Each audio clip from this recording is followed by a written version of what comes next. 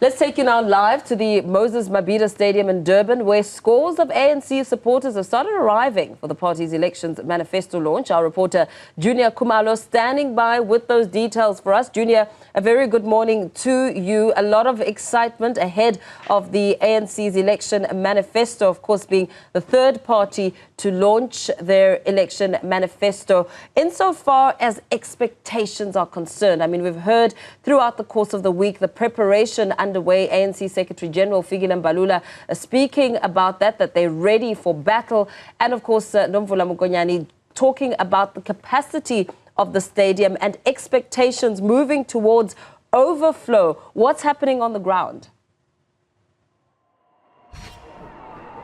Indeed, Mpho. Actually, we were walking into the stadium. As we were driving into the stadium, there is an overflow area that is already prepared with a stage and TV screens so that the people that are also going to be outside the stadium can listen into that speech that is going to be delivered by the ANC President Cyril Ramaphosa. But inside the stadium where we are right now, a lot of people have started coming into the stadium. You can see them behind me. The gates were actually open at around 6 a.m. So we have the ANC's NEC Minister, Bheki Cele, ANC NEC member, and also the Minister of Police, Mr. Bheki Cele. So there were challenges, especially in Mbombela, when the ANC was hosting its January 8 statement in terms of allowing people to come in. Today, it seems like the ship is running smoothly. What are your thoughts around the preparedness to host this manifesto launch?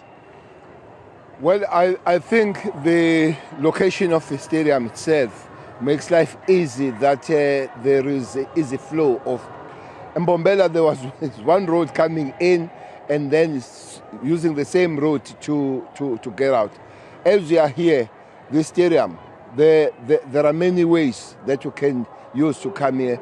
Is your M4 north, M4 south, and the other side to Mngeni, where train will be, there is a station. So there is an easy flow in terms of those buses incoming. So we don't expect it to be any clocking of the transport like as it happened in Mpumalanga. In Mpumalanga, the buses were there but stacked for whatever reason. I think the arrangement here is much better. Yesterday we met Road Traffic Inspectorate of the province and the city police and the South African police. As you can see, General, we hope everything will go smooth. In terms of the numbers, the ANC says it expects about 75,000 people to come here and the outside overflow area. Do we have enough security detail to also manage the situation at the stadium today? Well, indeed, we expect about 65,000 people inside the stadium. Where we are standing now is 10. Around here is 56, and it has been planned accordingly. He has been here for a week, planning for those things. But not only that, even for the routes, because we are collecting the information around the routes, Mlazi, Enanda, and all other places where the buses have moved. So I think for security, that has been properly done since she has been heading operations since the beginning of the week. And in terms of what is going to be delivered by the president, what are some of the promises that you expect the president to give, or not promises, but commitments that you expect the president to give to South Africans when it comes to security of the country? Because that's one thing that South Africans are worried about, crime and the increasing crime rate in South Africa. Wait until the president speaks. I'm not even deputy president, so I'm not going to begin to venture on what the president will say, but I know that he will say quite a mouthful about security, and that's enough for me for now. Okay, thank you so much for your time, Bab. That is the ANC NEC member, Bheki Cele, and he's also the Minister of Police, saying that the situation here at the stadium is actually going smoother than what it was in Mpumalanga when the ANC was hosting its January 8 statement. I'm just going to step out of the picture so that my colleague Ukitumeti can just show you the number of people that have started arriving at the gates.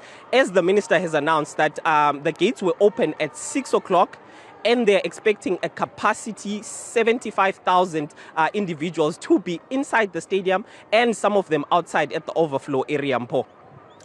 Very well. As that is set to get underway, there's also a lot of confidence, Junior, that we've heard from various leaders of the ANC about how many people will be coming there and how they will be roped in.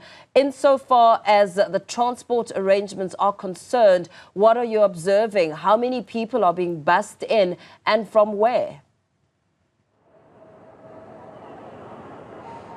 In terms of the transport arrangements, most of the people are actually from KwaZulu-Natal. The ANC was specific that it wants the majority of the citizens that are going to attend this manifesto launch to be residents of KwaZulu-Natal, because we know that this province is going to be hotly contested. During the local government elections, the ANC actually lost about 10 municipalities to the IFP, to basically a coalition government between the IFP as well as the EFF. So that was a dismal showing from the ANC, and they would like to rectify that, I'm sure, by making sure that the people of KwaZulu-Natal are here in their numbers to actually support them. The ANC's national spokesperson, Mahlengi Bengomotiri, actually is here, and we would like to ask her to come and join us. Ma'am, if we may just have a few minutes of your time just to speak to her about what we're talking about, the numbers and the majority of people that we expect to come. We know also that there are people from other provinces, including Gauteng, that are also going to be here to join us. Mahlengi, thank you so much for joining us. In terms of the numbers, where do you expect most of the people who are going to be at the stadium to come from? Largely from KwaZulu-Natal, the rest of the province. Thank you for having us, Junior.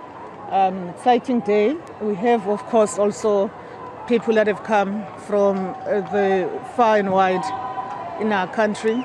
I'm sure you've seen a convoy of buses and taxis yesterday afternoon already, headed for Moses Mabhida to come and say Mahlomi Hlasel.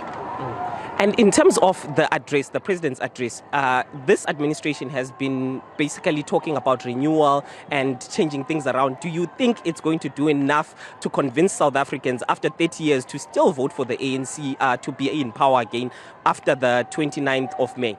Let us wait for this manifesto that, of course, as you know, it's a collective document of the ANC, and it will give you a sense of the seriousness with which we take the entire transformation journey, the seriousness with which we take forward the need to consolidate the gains of the past 30 years and some of the achievements of the past 5 years, but more speed, more accelerated, more bold steps in terms of particularly in addressing the structural patterns of the economy, more speed in terms of consolidating our comprehensive social security net, which transcends the grant system, covers the social wage, covers the living wage, covers a whole lot of aspects in the social transformation environment. So wait for the manifesto, and we're happy to have a conversation immediately after that as well to reflect on the manifesto. We will have a number of people speaking for the ANC on various aspects of the manifesto into the week and extending beyond the month all the way to the actual Siyanqoba rally, all the way to the election. It would be remiss of me not to ask about the cadre deployment records. The DA has just received the records, but they are saying that some of the records between 2012 and 2021 are not contained in the documents that were sent to them by the ANC. Why is that? Is it because the ANC president at the time was the chair of the cadre deployment committee? Certainly has less to do with the fact that the president was the chair of the deployment committee. The records that we have shared are the true record of what we have in our possession. More often than not, deployment committee discussions were not recorded. That's the first point to make. The second point to make is that the DA continues to clutch at straws on this issue. Fact of the matter is that they've been beaten hands down on this issue. Yes, we know that they're appealing, but South Africa knows that actually there is no moral standing in this application, given the disclosures that have now come to light from the former members of the DA, such as Bongani Baloyi, such as a number of people, including Helen Zille herself, suggesting that, in fact, they did have a cadre deployment policy in a tweet. So, you know, it is for South Africans to judge for themselves. But that is clear. I mean, we are looking forward to going toe-to-toe with the DA on this aspect, because we believe it's an electioneering and a political exercise other than anything else. Thank you so much for your time, Mahlengi. That is the ANC's national spokesperson, Mahlengi Bengo Motsiri, saying that despite allegations by the DA that the ANC did not submit the entire dossier of the ANC's cadre deployment records, this will not mar the proceedings that are going to take place today in Mpo. Yeah, very well. Of course, we also know that the DA has given ANC Secretary General Fikile Mbalula up until today, Saturday, to release the full and all the records of the court, or else he'll be charged with contempt. That issue, of course, is one of importance. What we're also learning, Junior, is that Umkhonto weSizwe Party also doing something today. Former President Jacob Zuma. How much information is there about that? Indeed, Mpo, the former president, the ANC former president Jacob Zuma, is actually set to have a rally for his now endorsed Umkhonto weSizwe Party. And we spoke to the President Cyril Ramaphosa, yesterday when he was doing a walkabout in Umlazi, and asked him about that, whether this will affect the proceedings that are going to take place here today. And he said that no, actually, this will not affect the proceedings. And he said that the ANC's ability to draw in a large crowd here in KwaZulu-Natal will put to bed all of these perceptions that the party is actually losing electoral support in KZN. We know that it wasn't until former President Jacob Zuma became the president of the ANC that the ANC won KwaZulu-Natal from the IFP. So he was significant in playing a role towards changing the electoral support, electoral fortunes of the ANC in this province. But now he's out here endorsing a different party. But the ANC did concede during its January 8th statement that the reason why this manifesto launch was actually made a separate event, because we know that beforehand, when the ANC is going into an electoral year, they used to combine the January 8th as well as the manifesto launch and make it one entity. But this year around, they decided to make it two different events. When the first Deputy Secretary General, Nomvula Mankonyane, was explaining why this was done this way, she said that the ANC was trying to show its might, and this is the reason why it brought this event into KwaZulu-Natal, where Umkhonto weSizwe actually has its roots here in the province. So we don't expect the ANC to be worried about the former president and his rally. They've already indicated that they expect about 75,000 people to fill up the stadium, as well as an overflow area that has already been set up. So it seems like they are expecting a large crowd to turn out, Mpo.